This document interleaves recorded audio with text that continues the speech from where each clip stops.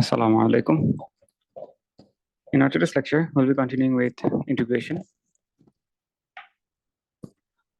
Up until now, we have learned about some basic concepts of integration.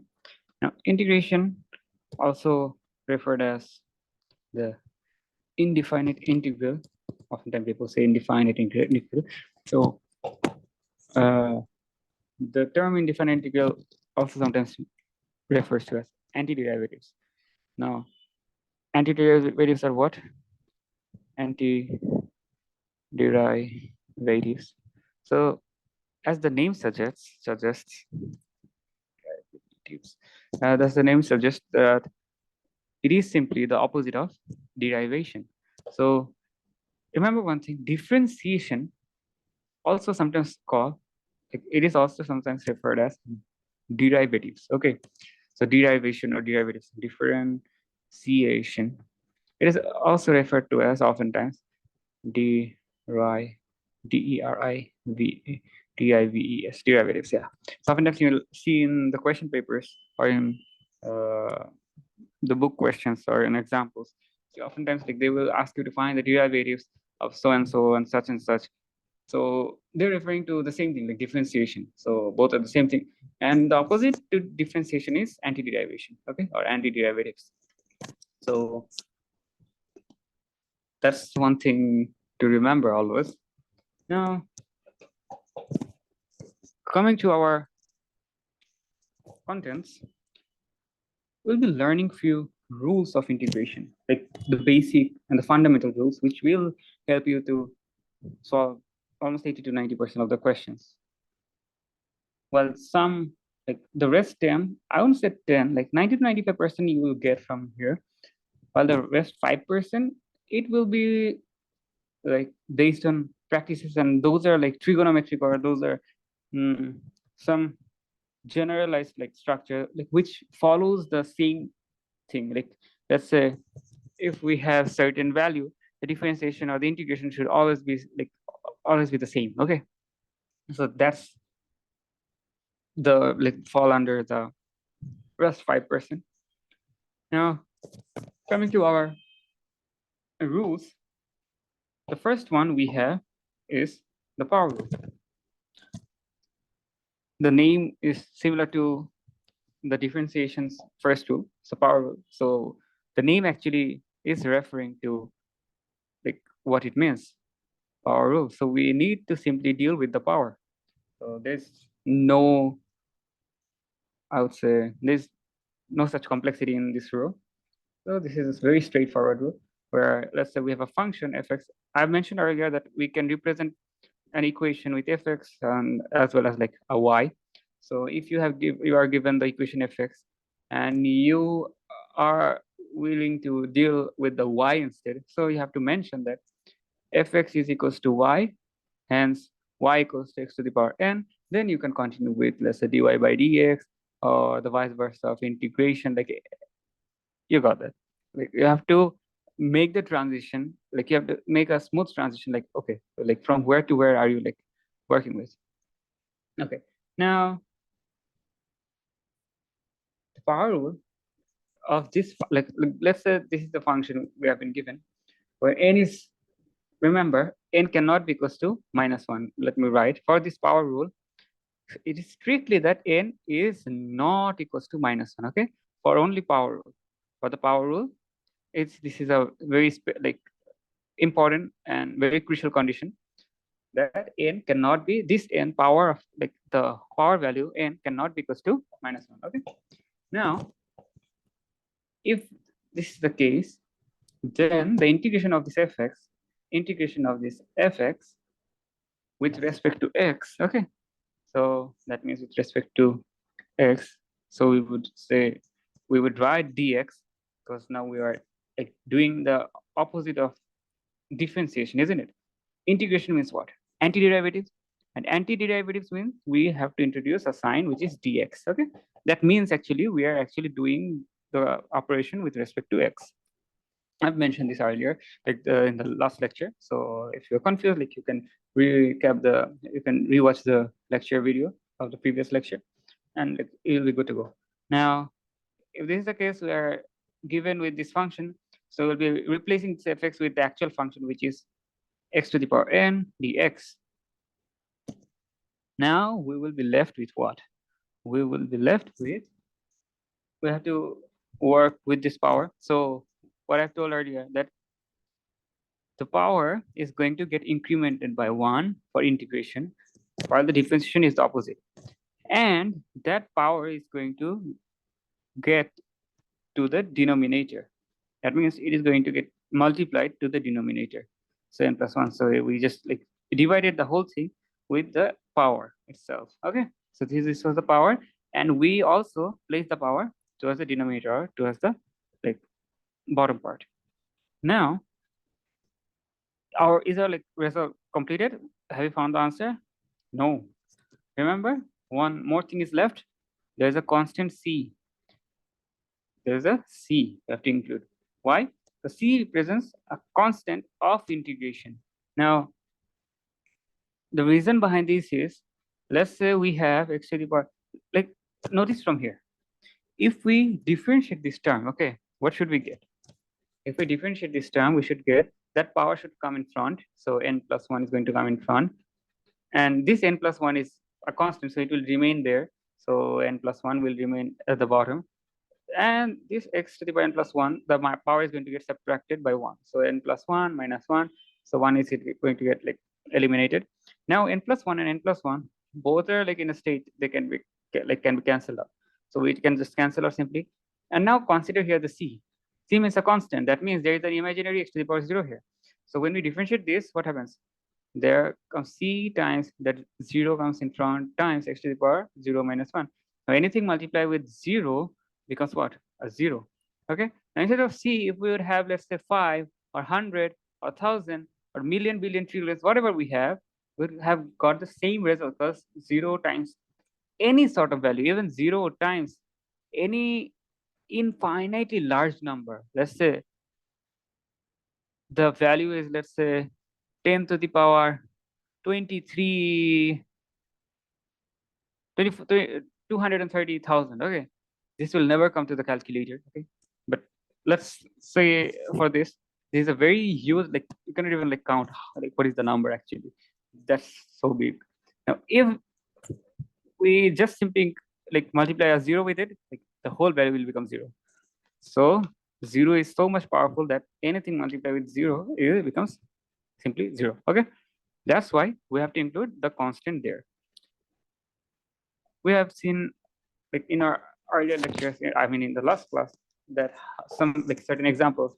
So if let's say we have, instead of n, we have, let's say, the value of n is given as 3, then fx is equals to what? X to the power 3. Now if we integrate this with respect to x, we'll get what? X to the power 3 plus 1 divided by 3 plus 1 plus what? We have to include a c there. So x to the power 4 by 4 plus c. Okay, that's our answer for this one, and n equals to 3. Okay, yes, we're good to go.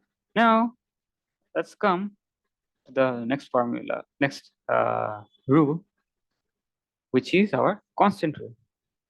So our second rule is constant rule. Now,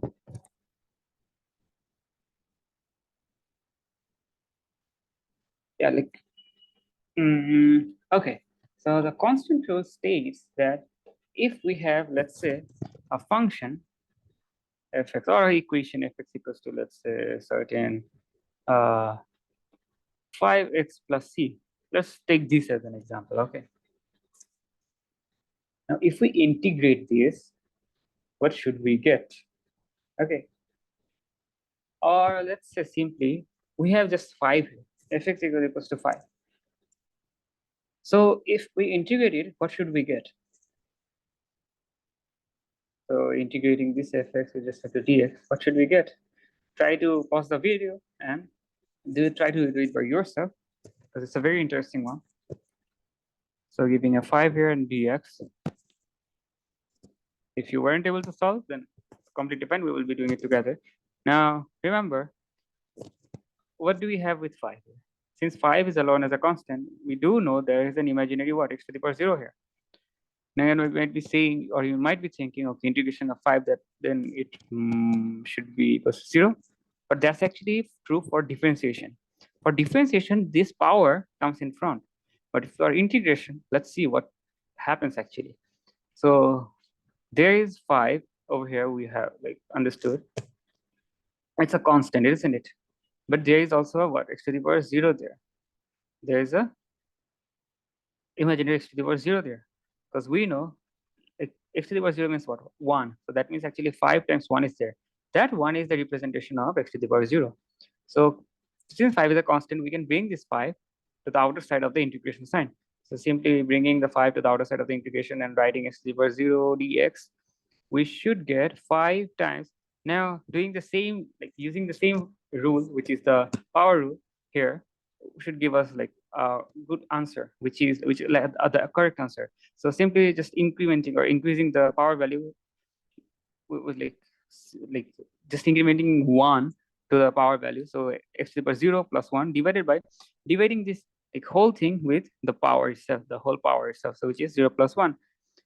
Okay, now are we done with it? Still no. Why? Because for any integration, okay, any integration, if we don't know, let's say from which x value did we get the value, or did you get the result, or what were the previous terms that led us to this answer, like differentiating which equation did you find this? Remember, like I'm trying to say is, if this is the equation, if 5 plus there is, let's say,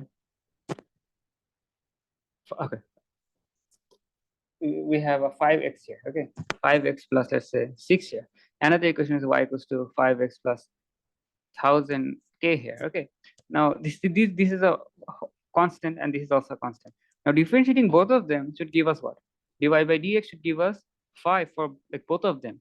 This also should give us dy by dx equals to 5. So in both the cases we are getting a 5. That means we don't know whether there was a constant there. Even if y equals to 5x plus 0, that means nothing is there. Simply then also we would get dy by dx equals to what? 5. That means we don't know actually whether the constant, that means the c value we should get, like we are just representing this c as a general term. So we don't know either the c value was actually 6 or was actually 100k or was actually nothing, like that means 0. We don't know. That's why we are just generalizing it.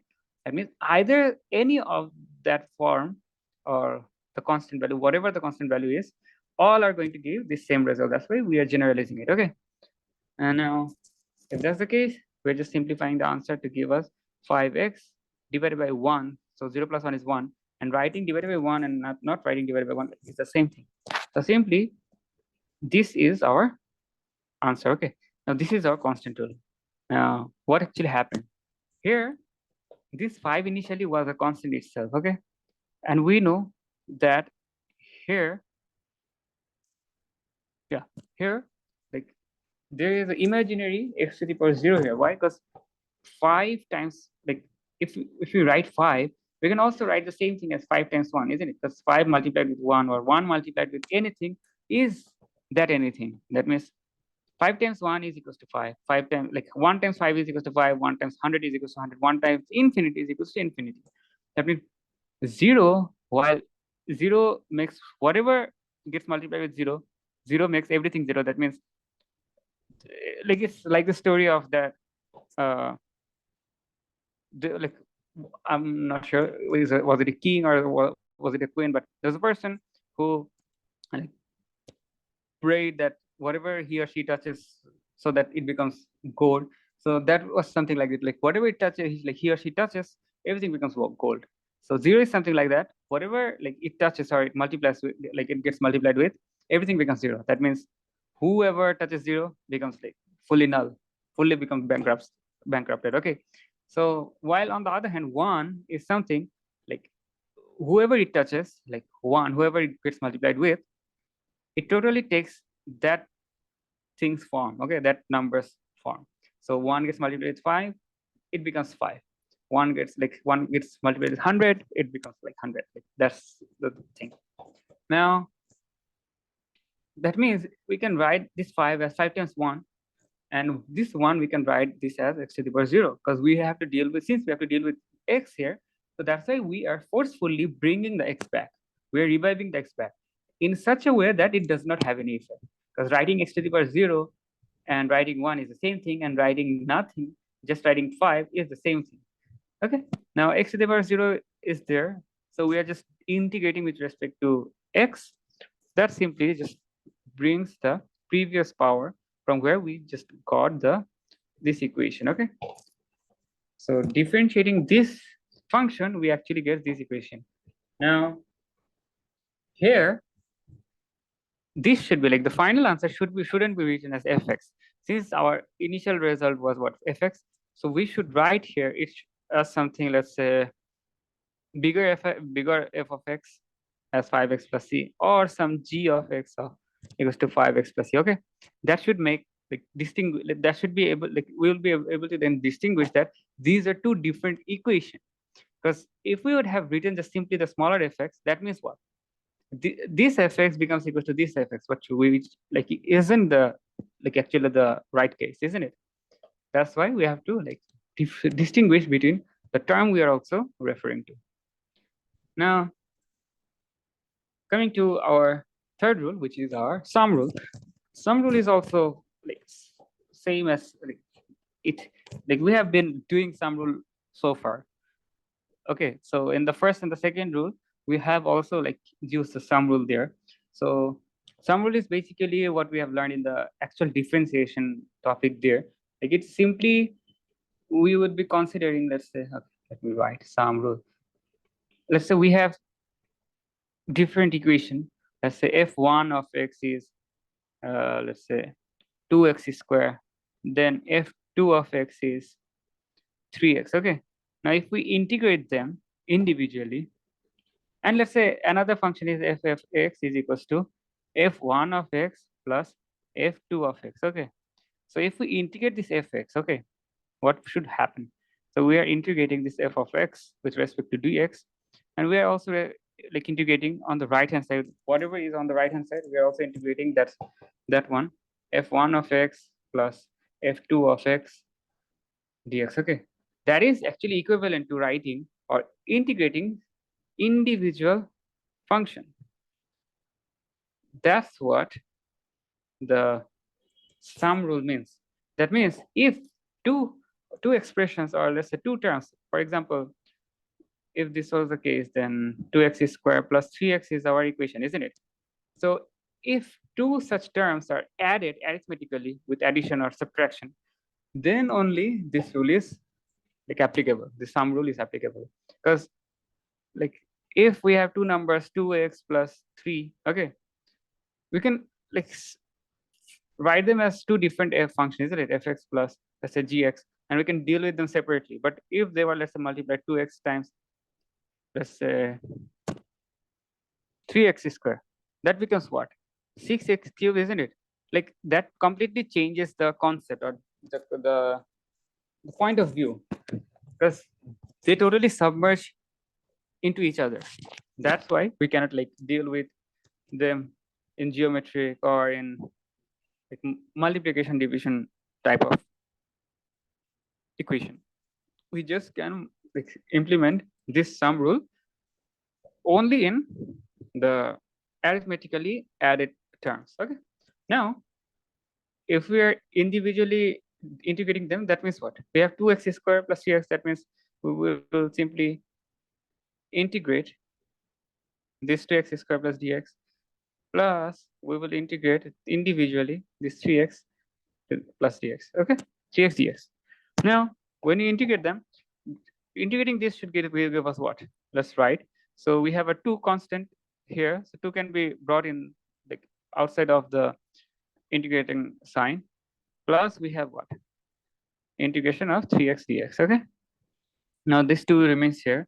And since this 2 is in a multiplication format, so we can multiply this 2 with this, whatever result we get. So from here, x square, integration of x square gives us what? X to the power 2 plus 1 divided by 2 plus 1. Plus we have a what? A constant c from this portion. plus we have a like 3 there. Okay, we can bring this 3 as well in front. So we will be left with 3. Wait a minute. So we are left with 3 integration of fx, and this 3 comes here. So this x 1 plus 1 divided by 1 plus 1. So x to the power 1 plus 1 divided by 1 plus 1. And there remains another constant. So since both are different constants, so we will represent that as this is C1 and this is C2. Okay. Now,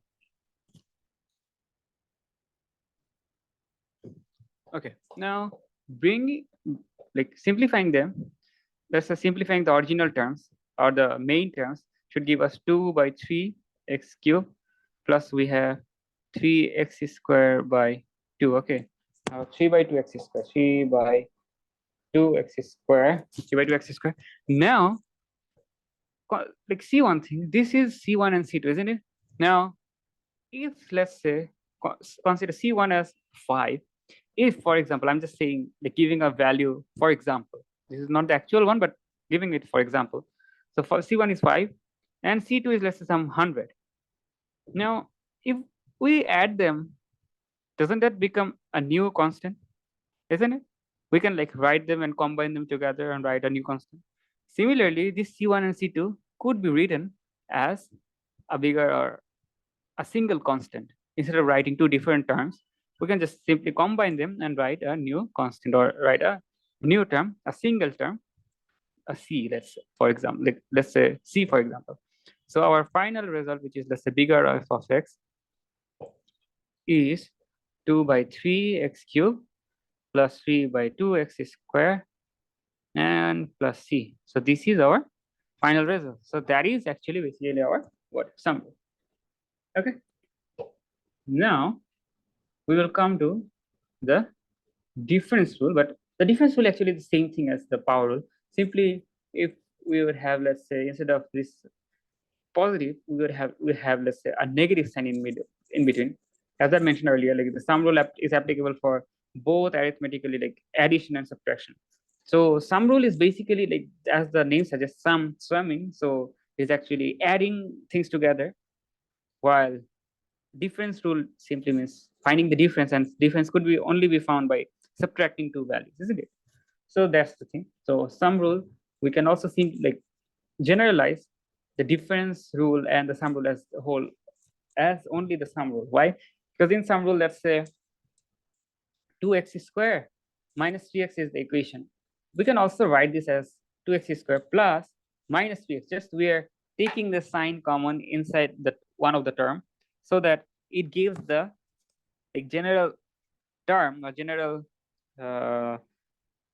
equational term, which we often use like by just introducing, let's say, the positive signs. So here we have just included, for simplicity, the positive signs for the equation and the negative signs are for the numbers. Okay, we'll just consider the negative signs as the sign for the numbers itself, the new like each of the terms, while the positive term is simply the sign for the equation. So it is something like this: y equals to mx plus c. Now this c could be a minus 5. Okay, if c is a minus 5, that means y equals to 5x. This minus and plus gets multiplied and becomes what? Negative 5. So instead of writing this minus 5, you can simply write this as y equals to mx plus minus 5. And we know minus 5 is just the c. So that's how like we generalize things to make things look much more simpler. Okay, so that's our like, summary. Now, coming to the fourth one, we have constant multiple rule of integration. So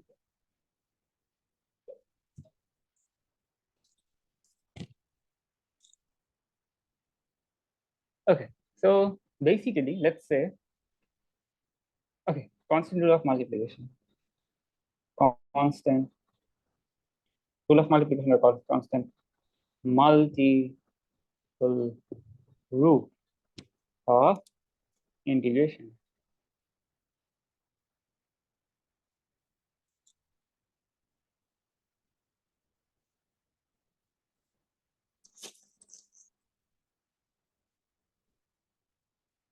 Okay, so what does it states or what does it mean?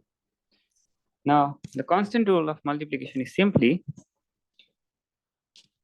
let's say we have a function f of x here equals to some, let's say, for example, 3x squared plus 6x plus 9. Okay. Now,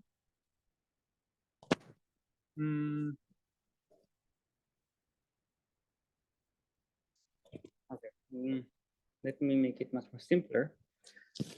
Let's say x squared plus 2x minus 3. Okay, this is our function. Now, let's simply just integrate it. I'm asking you to integrate it by yourself. Then we will come to the constant multiple rule. Okay, now integrate this function at first. Pause the video and try it by yourself. If you couldn't solve, then we'll be doing it together. So simply writing the terms here. We will simply use like all the rules so far we have learned, the sum rule, the power rule, okay? All will like work here, and the constant rule as well. So for the since they are arithmetically added, so we can just simply implement the differentiation for each of them, which is x squared dx plus 2x dx, taking the minus in front, so we have 3 dx. Okay, so this x squared becomes x cubed by c. I'm just writing like in a shortcut way, just writing it like together instead of just manually writing 2 plus 1. Then we have also, remember, I'm just not writing c1, c2, and c3 for each of the term, because if this has a constant c1, this has a constant c2, and this is a constant c3, if we integrating whole as a 1, that means we will get a single constant, combined constant, isn't it? So I'm keeping that constant for the last. So we will have some constant here. Okay, just writing these terms here. Now 2x squared by 2 minus 3x to the power 1 by 1. So writing 3x is enough. Now this 2 gets cancelled out. We have what? X cubed by 3 plus x squared minus 3x plus what? C.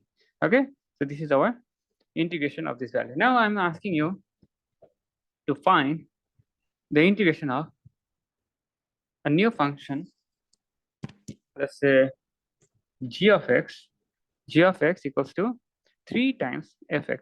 Okay, then what should be the answer? What should be your answer now? Try it by yourself. Pause the video and try it by yourself. If you couldn't find, we will be doing it together. So if you'd have tried, and if you are saying that you could be like, it's completely fine if you couldn't do, but if you are saying that since 3 is getting multiplied with fx and 3 is a constant, so we have found the integration of fx. Like, okay, before coming to that, if you say, okay, 3 times fx is what? So simply 3 times doing like multiplying this equation as a whole. So x squared plus 2x minus 3. So multiplying it becomes what? 3x squared plus 6x minus 9. Okay. Now integrating this gives us what?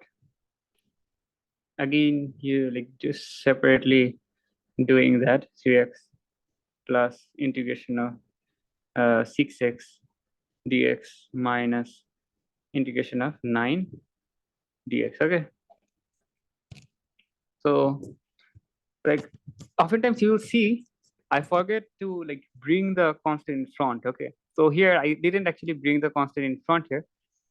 I have skipped that line, or I have skipped that extra line, just done the, let's say the 3 line, like I have done the 3 line mathematics in just 2 lines, because it was like I was able to do that, and skipping that extra line doesn't make much effect.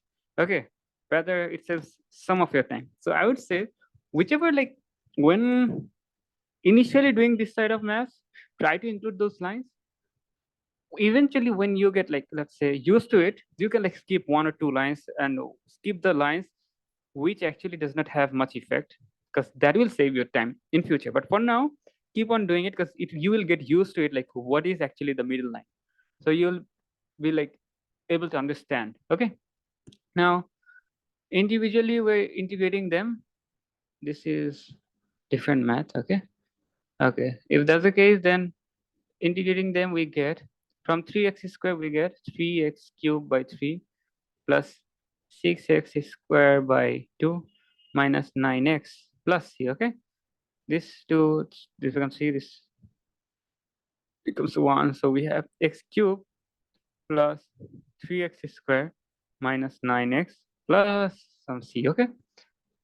Now this is correct, obviously correct, but let's say you have been given this math first and then you have been asked to find this one. Okay. If you have done this in this way, then there could be a better way. Okay, better approach. Obviously, this is the correct answer, but there could be a better approach. Now, how or what is that? Now, see one thing. This was the initial result. Okay. Now, this is our new, like this is our result for this expression. Now, can you find some similarities between them, or try to find some similarities between them? Okay. See, each has x, like both has x cube in them. Okay. So wait a minute.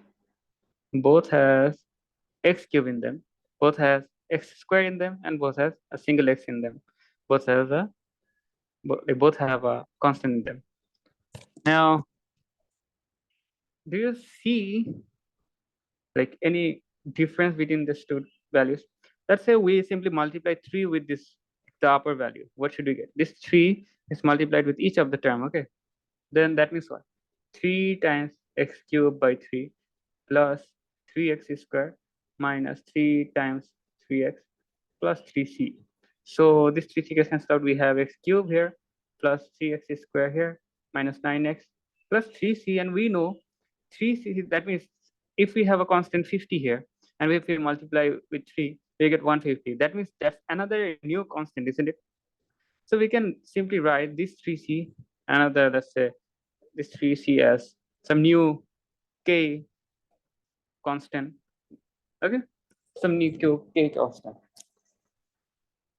Now see one thing, this value here, this expression we got just by integrating this g of fx, isn't it the same thing as this expression?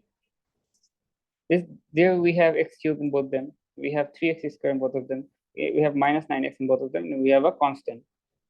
Okay. Now writing here k and there c is like it's the same thing. Okay. But the main idea or main concept is they're the same thing. But this was much more easier, isn't it? Here it took us 2 extra lines, while here it took us a lot of lines or a lot of processing too. Like we took a lot of processing and we have to like individually implement the integration there. But this is a better approach, isn't it? That means the constant multiple rule actually says that if we have a function f of x and we are also having a function g of x equals to thrice or some constant value, let's say c of fx, c times fx, then integrating this g of x is simply multiplying that constant with the integration of f of x. Okay. So if that makes sense, let me write it clearly again in the new slide. If we have a function g of x, we have initial function of f of x, and we have a function g of x as 3 or some, let's say, constant times f of x. Now, if I ask you to find the integration of g of x with respect to dx, that would be simply integrating the c times fx. And since this c, it does not have any effect on neither integration nor like differentiation, so we can bring this c in front. So this c in front, and we're just integrating f of x. That means what? Differentiating a constant value, like a constant times the function, is multiplying that constant with the integrated value of the function. Okay, multiplying that constant with the integrated value of the expression. Okay, so simply finding the integration of c times fx as a whole is the same thing as multiplying this c with the integrated value. Okay, already you have integrated this fx, and whatever the result is, that result times that constant should give us the integrated value of this expression. Okay, so this saves our time, a lot of our time. Okay,